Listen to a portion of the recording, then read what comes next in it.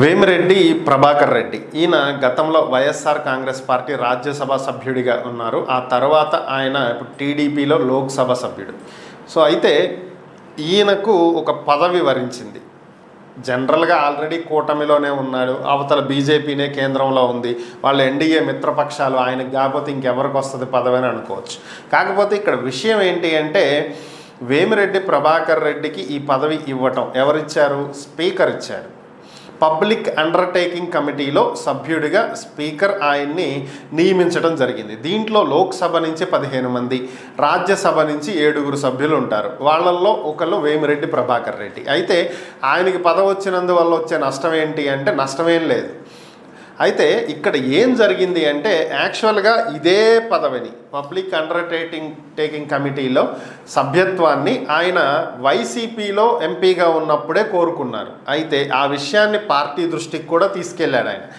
కాకపోతే అప్పుడు ఆ పదవి ఆయనకి దక్కల.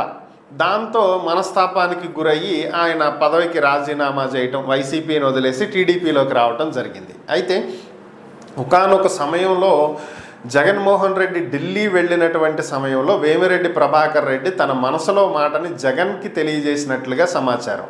అయితే అది విన్నటువంటి జగన్ అసలు నాకు ఈ విషయమే తెలియదు, మీరు ఈ పదవి ఆశించారని నాకు కానీ తెలిసుంటే ఈ పాటికి ఎప్పుడో నేను సిఫార్సు చేసేవాడిని, మీకు ఆ పదవి వచ్చేలా చూసేవాడిని, నాకు ఇది తెలియదే అని చెప్పారంట.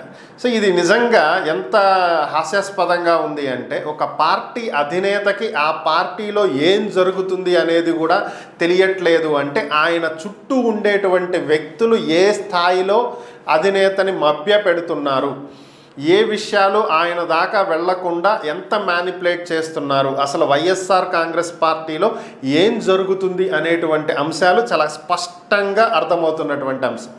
పార్టీ అధికారంలో లేనటువంటి సమయం నుంచి కూడా వేమిరెడ్డి ప్రభాకర్ రెడ్డి పార్టీ కోసం ఎంతో పనిచేసినటువంటి వ్యక్తి, కోట్ల రూపాయలను పార్టీ కోసం ఖర్చు పెట్టినటువంటి వ్యక్తి. అలాంటి వ్యక్తి ఒక చిన్న పదవి ఆశిస్తే కూడా ఆ అంశాన్ని కూడా జగన్ దృష్టికి తీసుకువెళ్ళలేదంటే ఆయన చుట్టూ ఉండేటువంటి కోటరి ఎంత స్వార్థంగా ప్రవర్తిస్తున్నారు అనేది అక్కడ అర్థమవుతున్నటువంటి అంశం. సో అలాంటిది ఆయన ఆ మనస్తాపంతోనే పార్టీ వదిలేశారు, టీడీపీలోకి వచ్చారు. టీడీపీలో ఆయన అడగకుండానే అదే పదవి ఆయన వరించటం. సో దీంతో ఆయన చాలా సంతోషంగా ఉన్నారంట. చంద్రబాబుకి ఆయన కృతజ్ఞతలు తెలియజేసినట్లుగా మనకు అందుతున్నటువంటి సమాచారం.